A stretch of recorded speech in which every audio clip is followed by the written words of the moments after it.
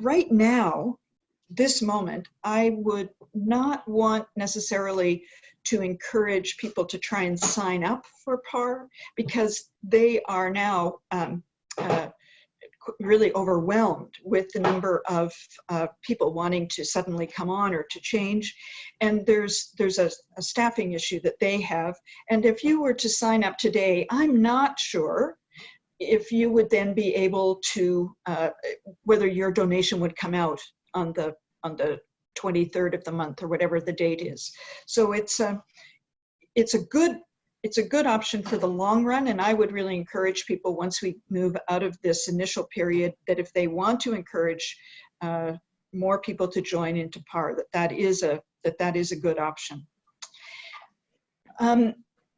Canada Helps is a charitable organization that's there to support Canadian charities, and so they are a force in the not-for-profit sector, and have a lot to recommend them as a charitable organization on its own, and the various ways in which it supports a range of activities for charitable organizations. So it's not just monthly transactions.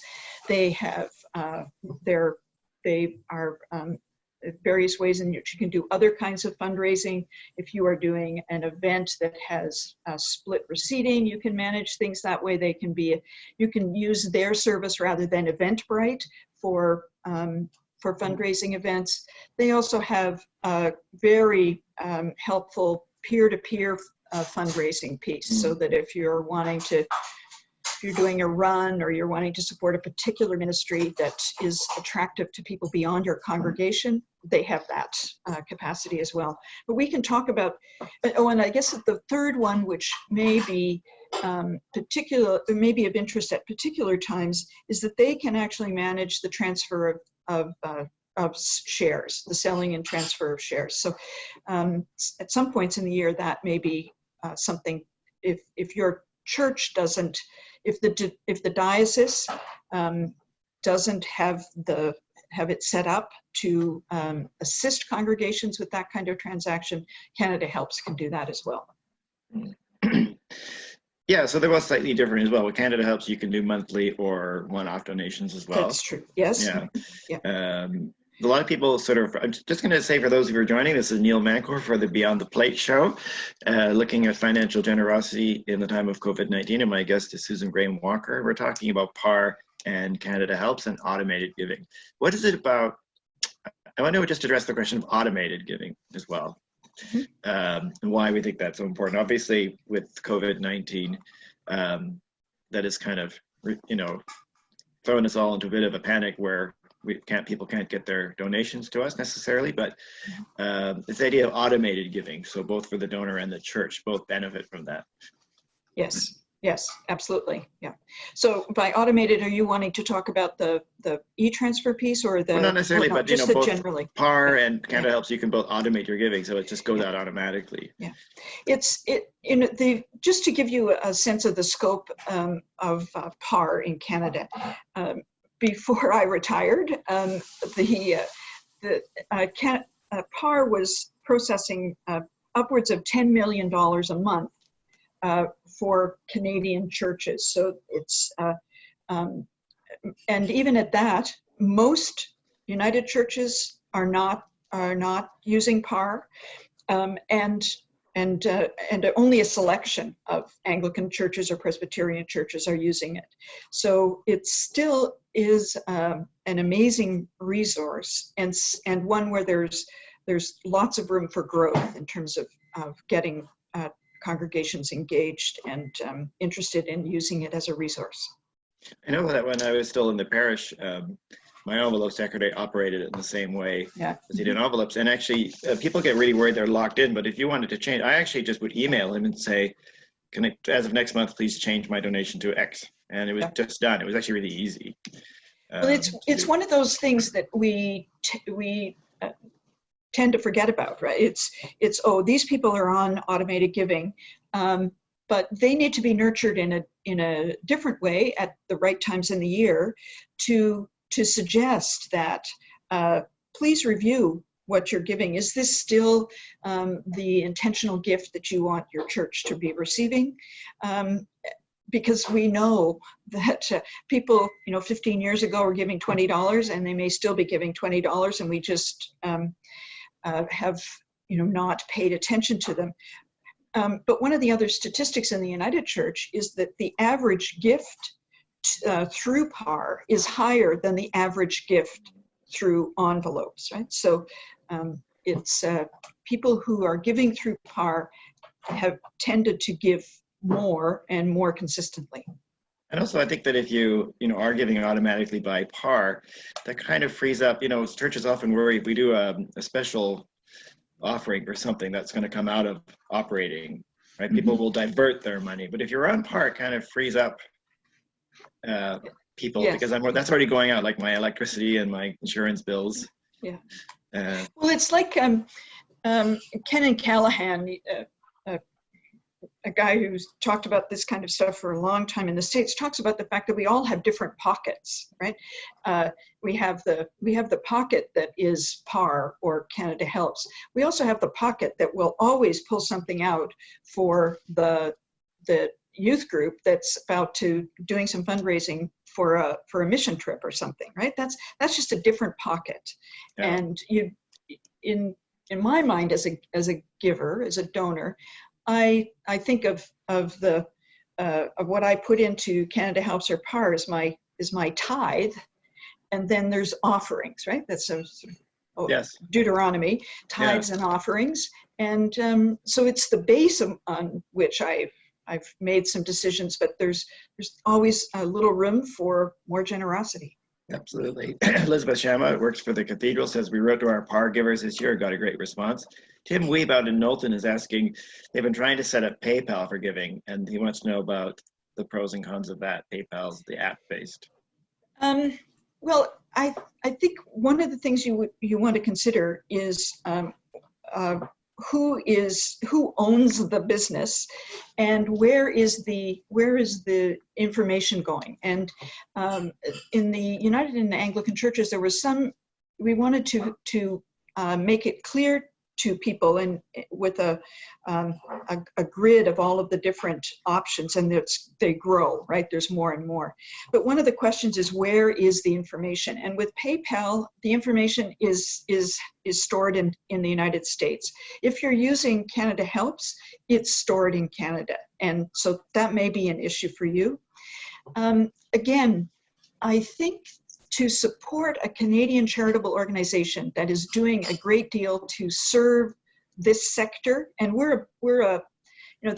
there are how many thousands of charitable organizations, but the churches represent quite a significant element in that, and they in fact have one or two staff people whose role is to be reaching out and being a service provider for the churches as a subgroup within that. So I think that and as I said before, the range of options that Canada Helps has under its one umbrella makes it a useful piece, so that you don't have PayPal over here and this and that and Eventbrite. You can have it all in one app, one service. Yeah. Yeah, I mean, I think that's really important. A lot of people do get worried about the costs. I mean, they have kind of if you go on an app-based giving, you have monthly fixed costs like PayPal, whereas Canada Helps is a percentage cost, 3.75%. And people hear that, but they don't realize that you're getting a whole suite of services. I mean, including they'll send out a thank you card for you. You can automize that, and you can even individualize that around your church. They take care of all the sending out receipts. Yeah, so and the other piece about the rate is that is the percentage cost per donation goes down if it's a monthly gift, right? It's 3.25, I think. That's right. So if you sign up as a monthly donor, your individual gift has a 3.75, but that's a pretty competitive rate. And maybe there'll be a time in the future where the churches might get even a reduced rate. But I think the church, again, the other thing is that not all churches have signed up for Canada Helps, right? And I think if we were more consistent in taking this service into account, we might actually get a better rate in the long run. Yeah. But I mean, you're getting just an awful lot. And I think it's worth thinking about as a church. Do you still want, do you have an envelope secretary who's getting fed up with doing that? There's a lot of these functions we do in-house that Canada Helps will do for you. Mm-hmm. And so there is an awful lot that they do. I want to get back to Canada Helps a bit more in detail in just a second, but we're going to shift gears. Again, for everyone who's hopping on, welcome. And my name is Neil Mancor. I'm the wrong hat. Congregational Development Office here in Montreal, and I'm with Susan Graham Walker, the recently retired Manager of Congregational Giving and Stewardship, both for the United Church and Anglican Church of Canada. And we're talking about automated giving, Canada Helps, and PAR. We're going to do a true or false quiz right now, so I want everybody out there, get your fingers ready to type true or false. And I've got 5 giving myths that I want to go through, and I'd like to hear from you. And if you've read the article, you know the answers, the article I sent out. But here we go. Myth number 1. Congregation giving will go down during COVID-19. True or false? Give everyone a second to answer.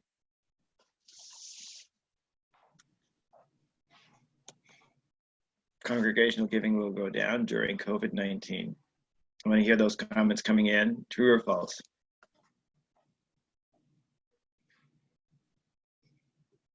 What do you think, Susan?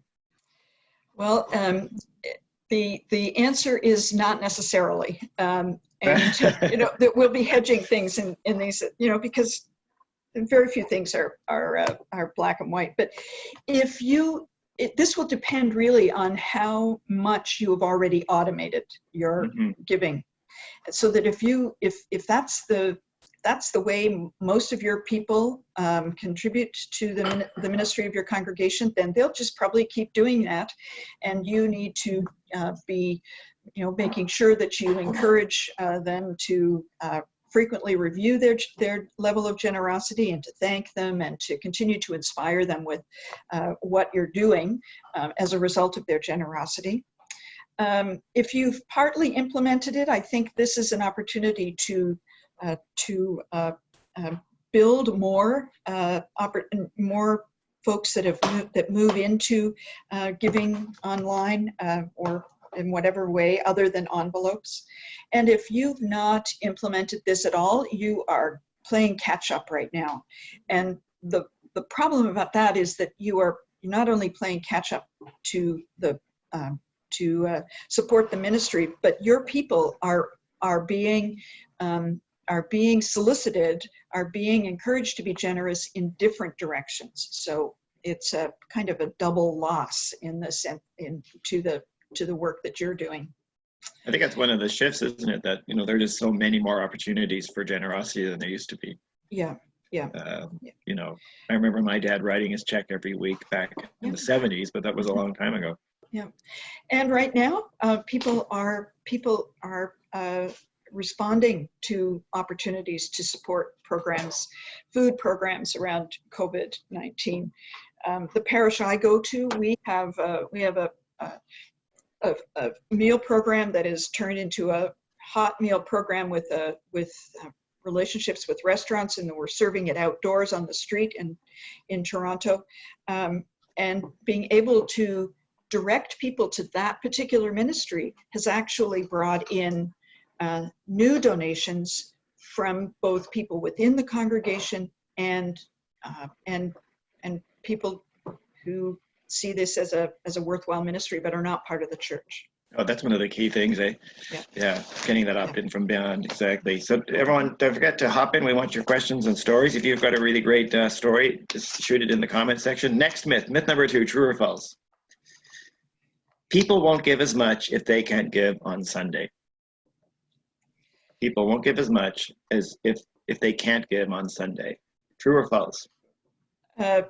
It's false right now because they can't give on Sunday. And one of the things that we've seen in looking at how people have given since mid-March is that people are not just giving on Sunday when they're giving online. They're giving we looked at the Canada Helps donations through from Palm Sunday to Holy Week, every single day, there were donations being made, right? And certainly then more on Sunday or Monday, people responding. But it's interesting that right after worship, we saw, Canada Helps donations from people who are both monthly givers already, adding more, and people who've not given that way before. So no, it's going to happen. People still value the church even if they can't get there. Yeah. But also, I think it's being where people are, giving them opportunities to give beyond that one moment on Sunday. If we're only offering them that moment, we're really not where they are. That's right. I was really struck by that because it was my birthday last week. Happy birthday to me. And there's this thing on Facebook now where I've noticed it happening. People have their birthday and they say, I'm doing a fundraiser for something or other. Yeah. And for my birthday, which I think is kind of a guilt-inducing. But anyways, the thing is that, so I was just 3 days before my birthday, Facebook said, hey, it's your birthday coming up. Why don't you do a crowd fundraiser? And they gave me an option of 6 different charities that I could, which I thought that was very forward, it was really in my face. They were coming. Yeah. And I know someone else did a crowd fundraiser through Facebook to get medical treatment in Switzerland that was really unique and managed to raise $20,000-$30,000 that way. So people are, going out through social media, and a lot of churches are beginning to realize that they need to make themselves available. That's right. More than that moment on Sunday when the offertory hymn is sung. Yeah.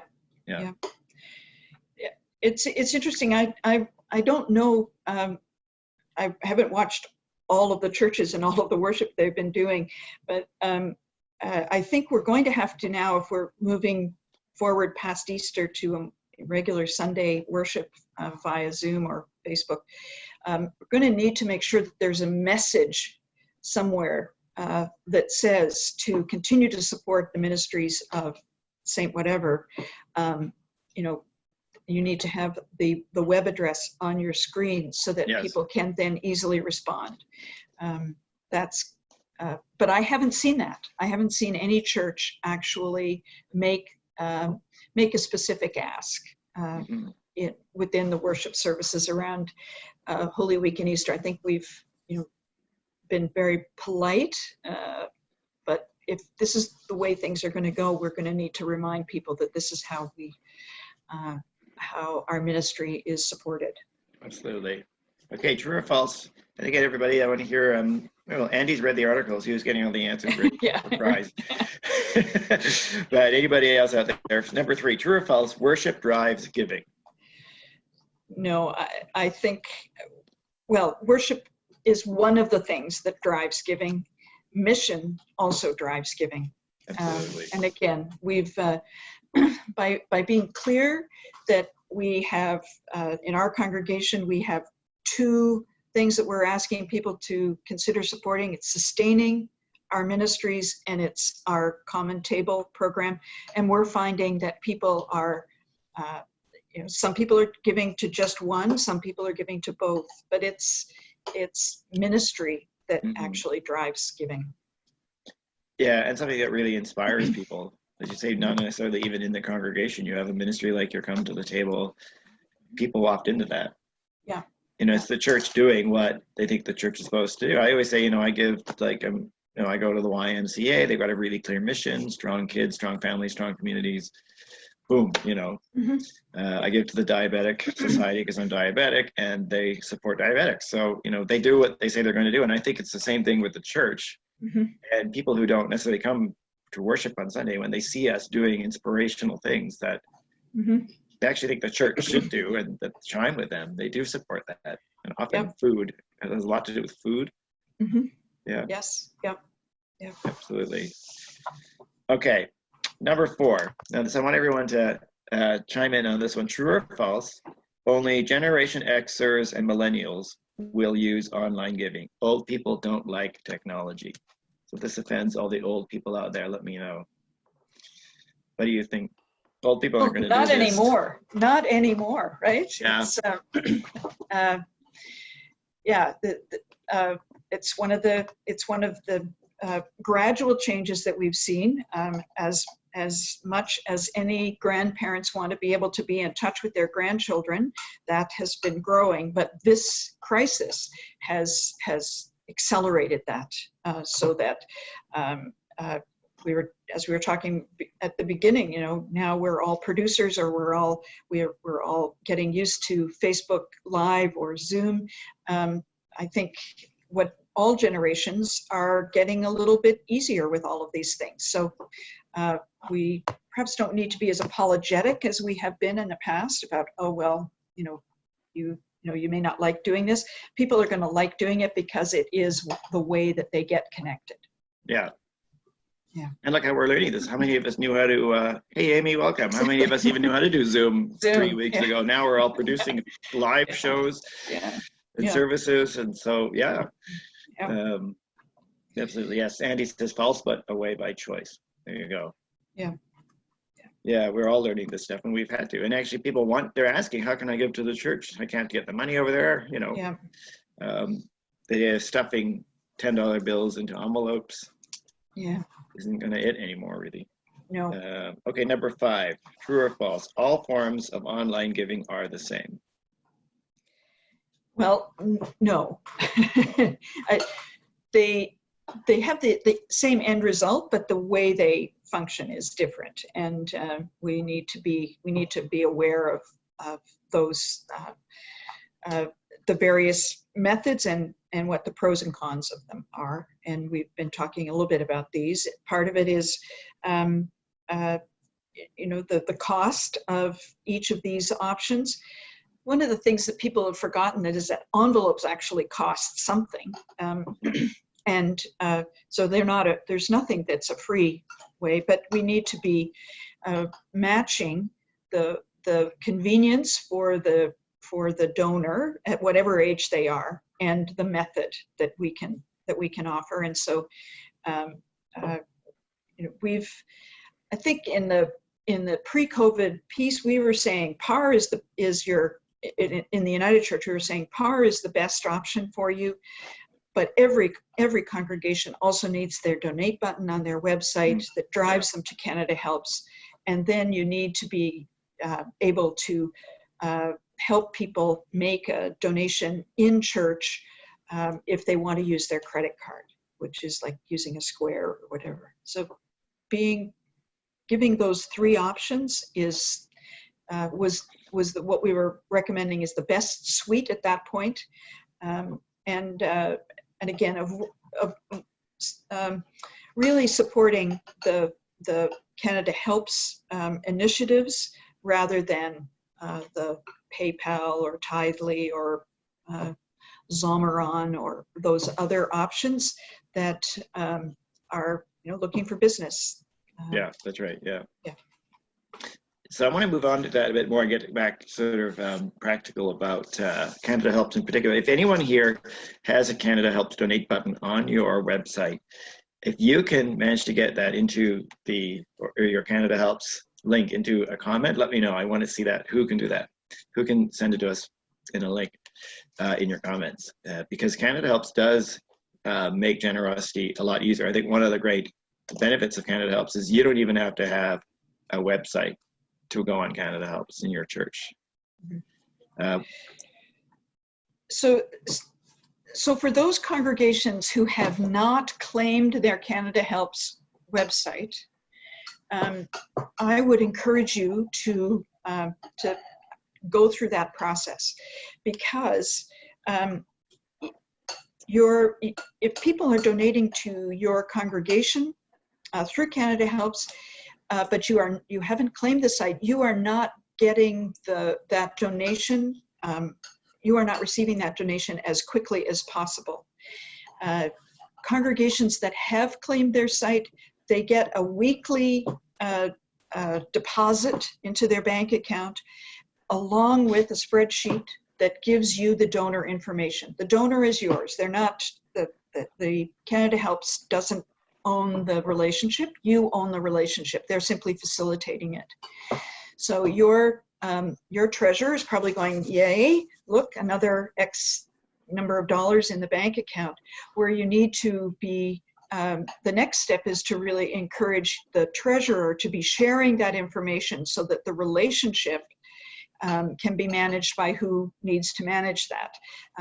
That's a thank you letter for people that have just signed on or who have increased their gift or that sort of thing. So it's the huge benefit is you get the donations in a timely way, and that you can then be working on connecting with those people appropriately. So sign up, take the time to claim your site. So when you say claim your site, you go onto the Canada Helps website. I mean, every church already has a Canada Helps site. You just haven't claimed it. Yeah, and the information is there that because they have Canada Helps has accessed all of the charitable organizations through the CRA and has downloaded all of that information as a service to the charitable sector. All of it is secure, and it is with the support of the CRA, and so it's. When I was with the United Church, I did a search. I put in St. Andrews because there are any number of St. Andrews churches, United Churches in Canada, and I think there are 125 or 150, and only 20 had actually claimed their site. So there are a lot of congregations out there that are not taking advantage of this, and this is your moment to claim the site and begin to use it to the benefit of your ministry. Yeah, and once you've claimed it, you've got some choices in terms of how you set that up. Mm-hmm. And I want to emphasize that Canada Helps has a huge group of well, not a huge group. They have a group of people who are there to help you set that up. If you have any questions or challenges, they have a group of well-trained 30-ish folks who know how to work with seniors. Right, yes. Who have not yet become fully immersed in this, and they are endlessly patient. I know this from hearing their stories and their commitment, because they know that not only the churches, but the widest, the charitable groups are really, most of them have been started and are there with folks that are in the senior age bracket. So they will help you hands-on, and they also have really helpful little tutorials to get you started. Well, I participated in a free webinar they did last week, I guess it was, and they were very upbeat and really helpful and clear. It's very clear. Yeah. Yep. Anyone with Canada Helps experience out there, throw your comments in about how it's working for you, and how much a part of your really how much challenges are you having any challenges with it? So you've got the option there of setting up one-off or monthly donations, and you can also sort of put in like where you want options for people in terms of whether it's operations or, as you say, sustaining ministry versus missions, or So once you've claimed the site, you can be quite creative in how you personalize it, how you manage the template. It can have pictures, you can talk about some specifics about your ministry, you can be as creative within a fairly elastic template to highlight and make sure that people know that they're at your site and not at another St. Andrew's site, right? Right. Yes. So, yeah, and that's not as essential. That's a nice, good to have, good to do. Perhaps something that you're a member of the congregation who has access to the Canada Helps site might invite somebody who has some time and would like to make your site a little more personal. They could perhaps do that over these weeks that we're stuck inside. Yes, yeah. Yeah, but the other thing about Canada Helps, and we've mentioned it before, and it is that it is not simply the means to receive monthly gifts. It does have these other areas that would help in other kinds of financial support to the congregation. They have fundraising applications where you can set up an event, and so if the event is a dinner, which you won't be having right now, but has a split receipt necessary, it does that all for you. If you want to do a peer-to-peer fundraising project, our congregation had been planning, and we'll probably pick it up later on, that our refugee settlement program is really well supported by people beyond the congregation, and that we would use the peer-to-peer fundraising element of the program to give a big push to our refugee settlement program. So you can, all of those things are all there under the one umbrella. Yeah, and then let's talk about getting the word out, because ideally you get a donate button put right on the front page of your website if you have one as a church. That's the gold standard. Yep. And ideally in English and French if you're in Montreal or Quebec. Yeah. Well, and they will help you do that, and it is a fairly straightforward option. And they're now suggesting that you really need to have the donate button on every page of your website at this point, because if people find that you're talking about the way you're doing innovative worship, people might want to donate right there, or you're talking about the outreach work that you're doing. So that's taking it all to another level. Yeah. Let me know if you've got your donate now button on your website. Just shoot a comment in, let me know. Tell me how it's working for you. What if you don't have a website? You're a church that doesn't have a website. You're a small church somewhere. You just don't have do you need to have a website to be on Canada Helps? No, you don't, because you claim that site. You then have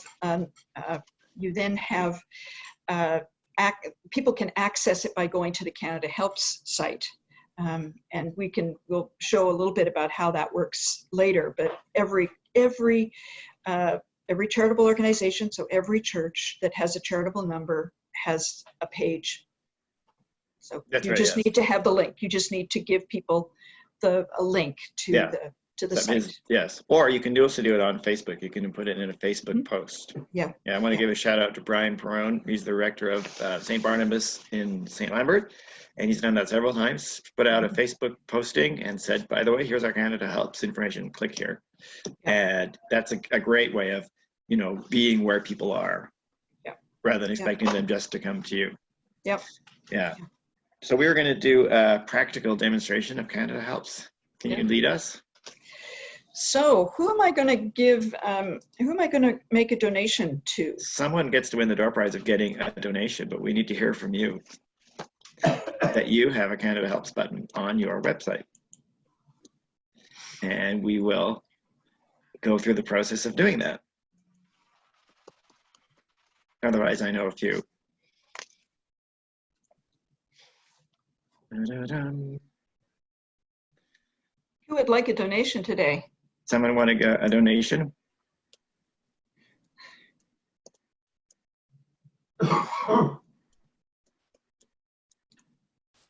Oh dear, nobody? Does no one want a donation? We're going to make a donation to you. This is to your church. Yeah. Which church?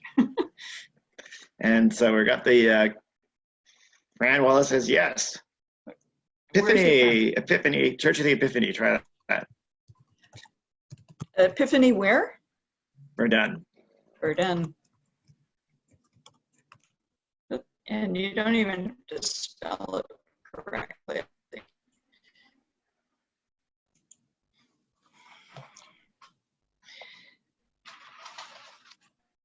Oops, I guess you do have to do it.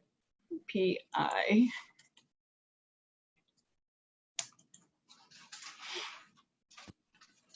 One result, there we are. So you've already claimed your site? So I just need to head here. And here's what you're up to. And as we come here, so I'm going to donate now, and I'm going to donate $100 so now I get a choice. Building restorations and cuisine. Or a donation. Is that an option? A donation. Yep, a donation. So they've got 3 options, which they've explained over here. Let me see. So food security, literacy, wellness for the body, that's general ministry, then the Inuit ministry, and finally cuisine, professional kitchen. So I'm gonna actually go to the Epiphany, because I also know that it's often the ongoing piece that isn't quite so sexy and but still is very important. So I'm gonna say thank you for all you do, and my name. This is the giving in honor and memory. I mean, that's where you could be saying, I want people to donate in to recognize my birthday or any of those kinds of things, or you think somebody's really done a terrific job, then you can direct it or give that kind of dedication. So I'm now going to go to continuing my donation.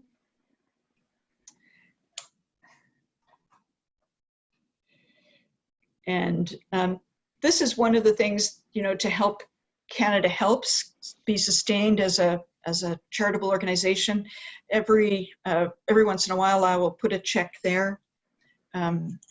This is donor type here. This is me. All of that kind of. I'm going to.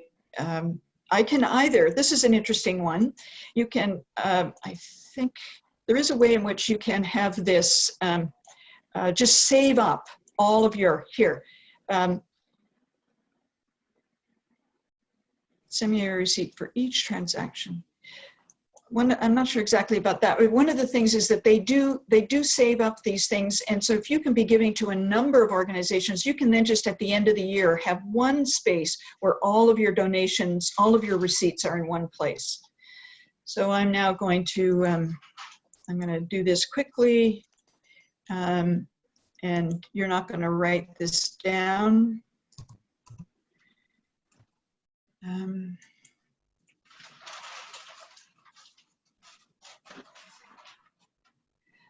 Sometimes people want to remain anonymous, but you have to opt out. If you want to remain, you have to click this if you want to remain anonymous, but I'm happy to have Verdun know that I've given this donation, so I complete the donation.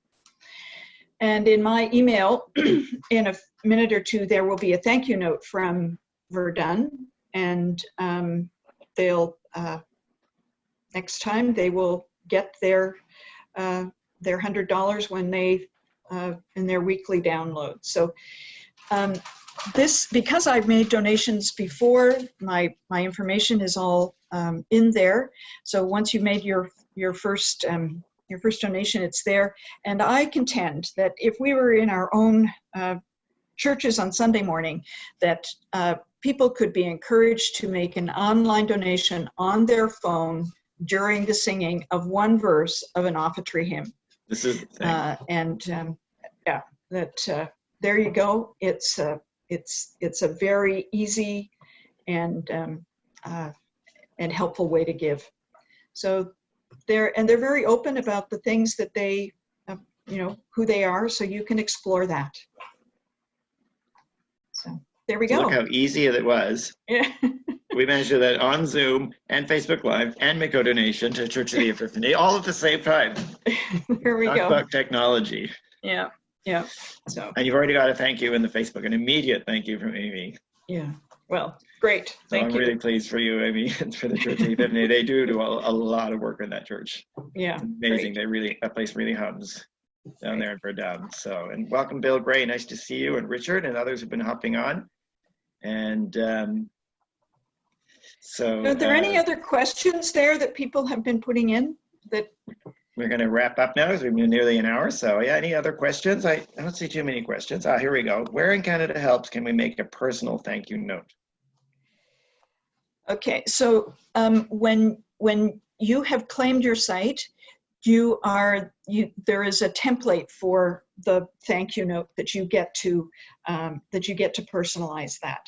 And so I don't have access to the back end of a Canada Helps site, so I can't go in and do that for you. But definitely, the thank you letter is one of the elements that can be personalized. Again, that's one of the things you do get for, with Canada Helps, and that can be really. And if you don't have, the energy necessarily to do all the thank you notes, if they do that for you, you can personalize that. You can even put your church logo on it. Yeah, yeah. You can put pictures in it. There's again, I think it's wonderful that they do that, but that's not where the relationship management should stop. No. That's the beginning, and you need to be keeping up with how people are using and donating to Canada Helps. If you want to know when people have changed their giving, because that's an important message, and you want to be able to be responding to folks when they've given for a first time or whatever. But it's and the other thing is to share the news in your community that that you've received this many gifts, this number of gifts totaling this amount of money, and that you've had 2 new people sign on to a monthly donation. That kind of thing encourages others, right? Well, I don't think anybody in our congregation does that. Well, yes, they do, right? How many people give on a monthly basis that way? Through PAR or through this, that will encourage different behavior from other people in your congregation. Yeah, just keep telling those stories and tell people what it is you're doing. Tell those stories about what you're doing, and that's what Church of the Epiphanies was telling a story there, even in their Canada Helps page. Yeah, you know what's important to them. Right. Yeah, so people know what they're supporting. Yeah. People will give. They're going to give to what matters to them. Yeah. Yeah. So if you have any trouble with Canada Helps and the process, really just call up and ask for some assistance. Jacob O'Connor, there's another fellow whose first name escapes me, who are there to really support you and to encourage your engagement with the organization and to make it as easy as possible. So don't hesitate to get in touch with them. Absolutely, they're very helpful. So they make it very clear. Yeah. Are there any other questions or comments before I wrap up? Been really great having you, Susan. Oh, it's fun. We have a really great time. This has been the Beyond the Plate Financial Generosity in COVID-19 Facebook Live show. I'm going to be here again next week. Next week, I have a new guest coming. So I think this is going to become a regular thing for a while.